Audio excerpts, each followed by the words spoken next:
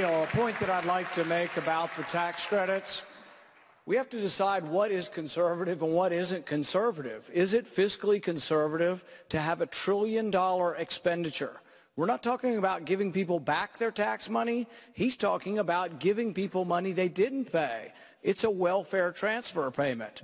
So here's what we have. Is it conservative to have $1 trillion in transfer payments, a new welfare program that's a refundable tax credit?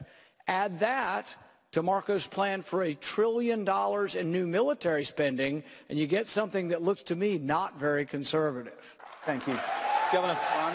Governor Casey. No, Let me come to Governor Casey. No, Governor Casey. Excuse me, I get to respond. Very quickly, Senator. No, I get my 60 seconds to respond. He's talking about my tax plan. Please. So let me begin with this. I actually believe, first of all, this is their money. They do pay. It is refundable, not just against the taxes they pay to the government, but also on their federal income tax. It's refundable against the payroll tax. Everyone pays payroll tax. This is their money. This is not our money.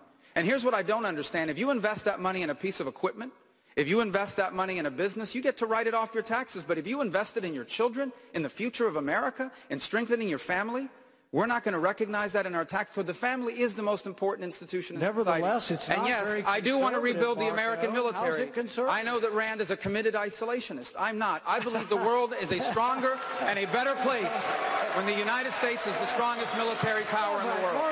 Marco, how is it conservative? How is it conservative to add $1 trillion expenditure for the federal government that you're not paying for? How is it conservative? How is it conservative to add $1 trillion in military expenditures? You cannot be a conservative if you're going to keep promoting new programs that you're not going to pay for.